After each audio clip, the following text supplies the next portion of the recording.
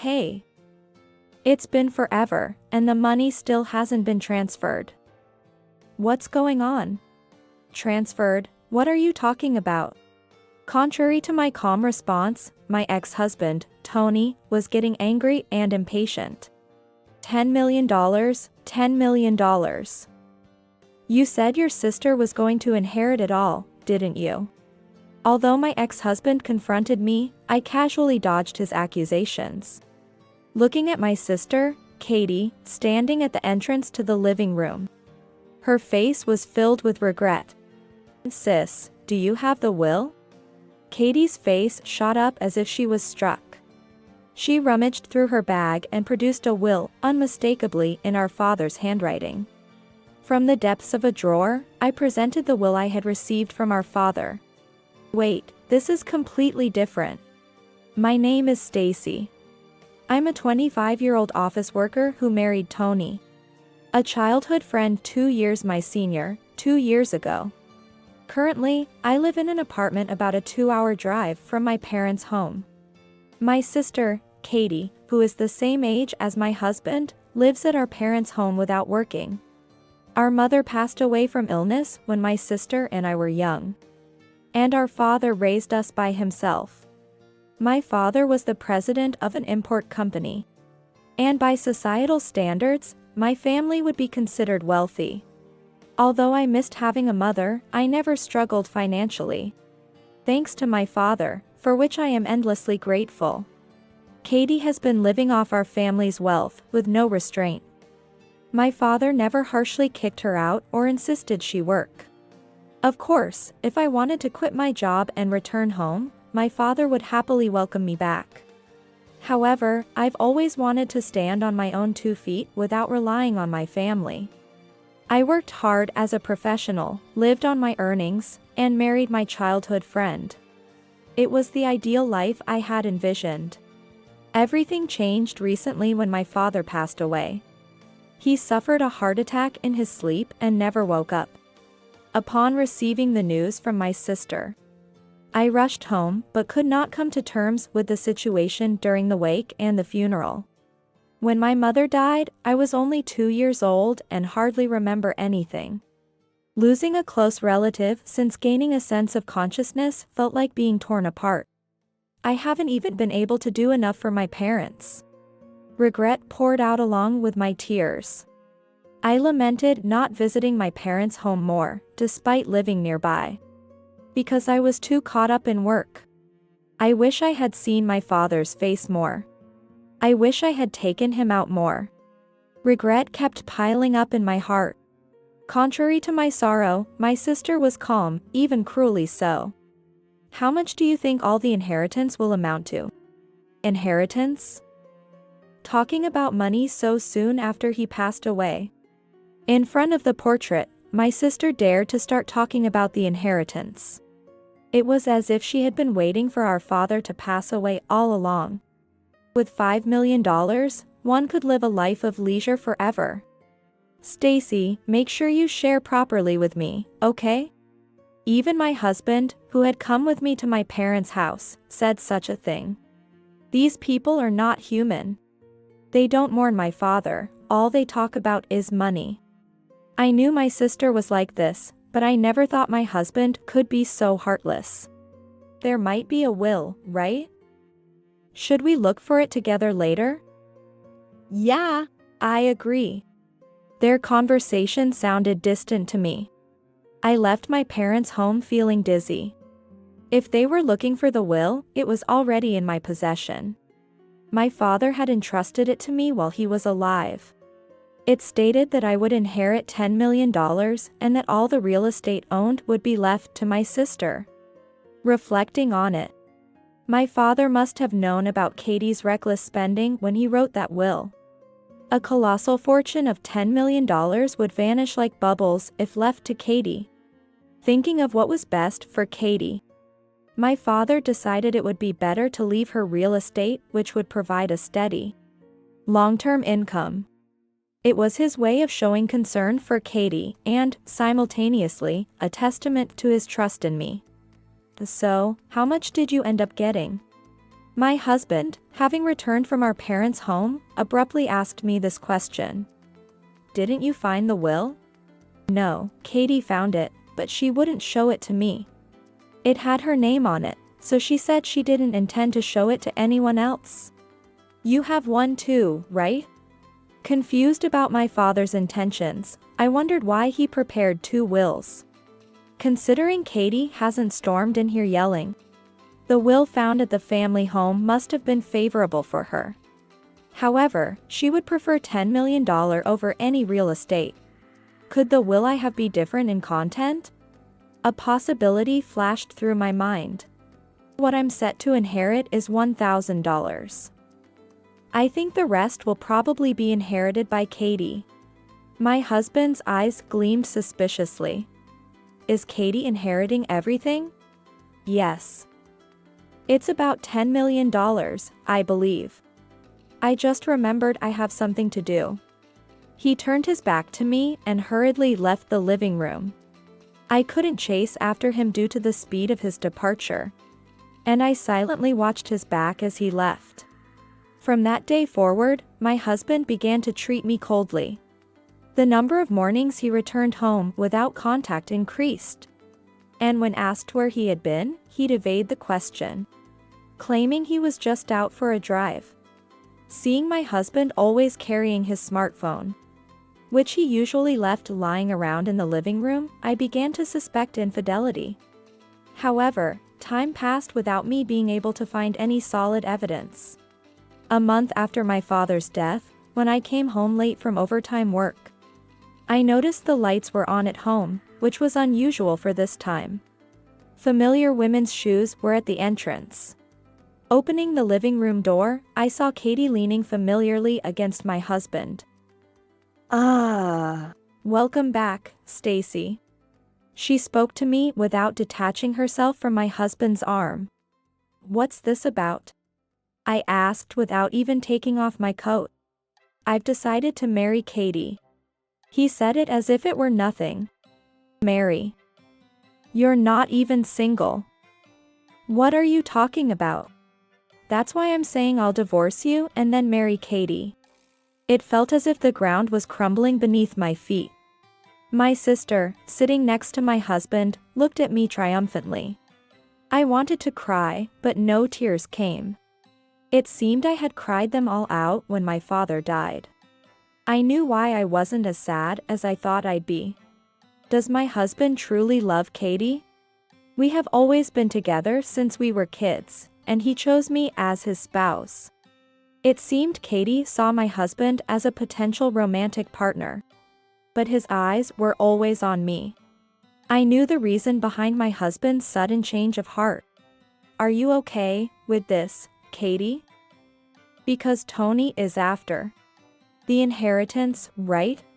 My words halted in my throat, stopped by Katie's sharp gaze, warning me not to continue. Don't get it wrong. Tony told me he likes me more than you. Do you understand what that means?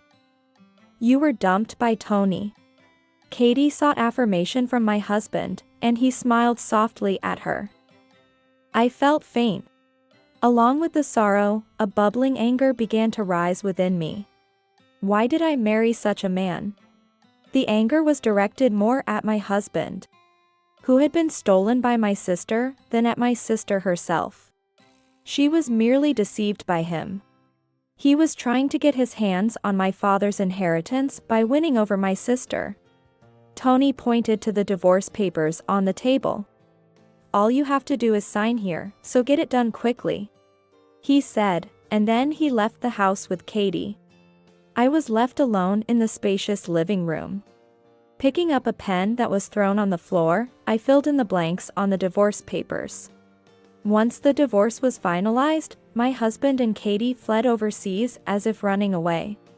They didn't need to do that. No one was going to steal Katie's inheritance, and certainly, I wasn't going to chase them out of spite. After they disappeared abroad, I called the family together to verify the wills. The relatives were shocked and flustered by the stark differences between the will Katie had and the contents of another. It seemed that the wills each of us had were exact opposites. Katie must have been overjoyed upon finding the will at home. She was to receive $10 million. She must have trembled with joy. Comparing the will I brought with the copy of the will Katie left behind, someone exclaimed in realization. The flaws became apparent when comparing the two. My father knew Katie's nature well. There was no other explanation.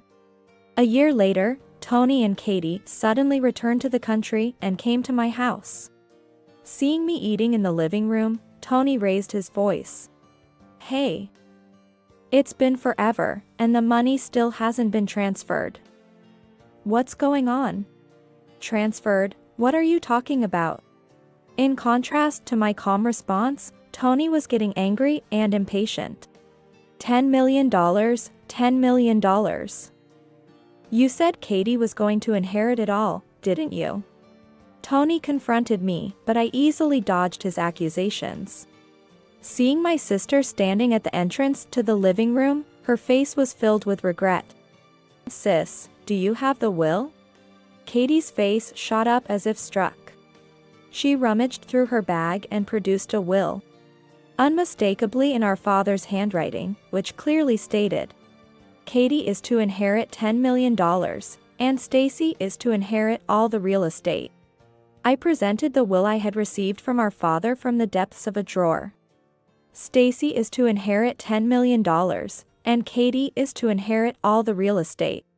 It read, causing Katie's face to contort. "Wait, this is completely different," Katie exclaimed almost like a scream as she compared the two wills. Tony snatched the will from my hands, quickly scanned it, and began to tremble. "The one you have is fake. Katie is supposed to inherit $10 million. Right. That's the one you wrote yourself, isn't it?" I brushed off their accusations. "Take a good look. It's clearly in Dad's handwriting. And the fake will is the one you, my sister, have." My calm statement brought their actions to a halt. A will without a date is invalid. "Did you know that?" I showed them the will I had, with our father's signature and the date of creation at the bottom. In contrast, the will Katie held had our father's signature, but no date of creation was written. Dad knew that you would be dazzled by the amount of $10 million. And wouldn't check the date properly. He had anticipated that as long as you believed the will you had was real, you wouldn't try to abscond with the inheritance until the distribution began. Katie collapsed to the floor on her knees. "So, what I received was, yes, not $10 million, but real estate. Dad left all his real estate to you, Katie. Of course, I had it verified by all the relatives, and we've inherited everything accordingly." Katie, possibly shocked that she didn't receive $10 million, had tears in her eyes. Tony seemed unable to accept reality at first, but then, as if a thought struck him, he suddenly brightened up and started talking to Katie. "Real estate is way better than $10 million. $10 million will run out if you spend it, but as long as you rent out the real estate, you'll always have money coming in. We can live in leisure forever." Encouraged by Tony, Katie began to think more clearly, her face flushing with realization. "That's right, I've acquired a money tree. Unfortunately." My voice cut through their jubilation. "It's not a money tree but a liability." Katie's face contorted in confusion. "What do you mean? Haven't you seen the news?" "Oh, you wouldn't know since you were abroad." I took a deep breath and announced, "The real estate you inherited from Dad is now worthless. The redevelopment around Dad's properties was halted, and now nobody lives there. I went to see it myself, and it felt like a ghost town. Nobody was there." I pressed on, facing their reluctance to accept reality. "Katie, you haven't paid the inheritance tax yet, have you? That is, you might even be charged a penalty for late payment. If that happens, selling all the real estate might not even cover it." The faces of Katie and Tony rapidly paled. You're joking. And the debts in France. Katie finally broke down and cried. According to Tony, convinced that $10 million would be theirs, they had splurged on debts abroad. But a year had passed with no sign of the money being transferred. Only the repayment date for their debts was drawing closer. After being cornered, they hurried back to the country to check the situation. Tony, glancing at me from time to time, approached me with a cajoling tone. Hey, don't you think we can start over? I realized that I do love Stacy. I brushed off Tony's extended hand. In an instant, he was ready to abandon Katie. As soon as he realized $10 million would be mine, he flipped his stance. I don't think we can start over at all. You're just after the money, aren't you? No. I do love Stacy. So, you lying about loving me more than Stacy was a lie. Katie's eyes widened in shock as she confronted Tony. Who would love a jobless, debt-ridden woman like you? That's terrible. You were deceiving me. Their argument escalated quickly, beyond any reasonable control. Honestly, I didn't know what to do. They no longer cared about me, as they were too busy hurling insults at each other. I wondered if I should tell them the truth. After a moment of thought, I spoke up. Sorry to interrupt your argument, but... Oh, so you've decided to remarry me? No, that's not it. I just wanted to let you know that I don't have $10 million anymore. It's troublesome if you're counting on money that's no longer there. It's gone? Katie blinked in surprise, clearly taken aback. I bought a condo that was scheduled for construction. The rest, I donated. So no matter how much you look, there's not a single penny left with me. The two stared at me in stunned silence. After inheriting $10 million, I promptly paid the inheritance tax and thought about what to do with the remainder. I could have donated it all. But it seemed a waste to part with everything my father left me without using any of it for myself. This spring, I bought an entire condo building that's scheduled to start construction near the station. I thought, unlike Tony, having real estate income would secure my future. The rest was donated to organizations for children who had lost their parents. I was fortunate because my father was a company president even though I lost my mother. But I know that's not how it works out for most people. Guilt, like sediment, settled within me from growing up in a privileged environment. Felt slightly alleviated. I can live on my own, with my earnings.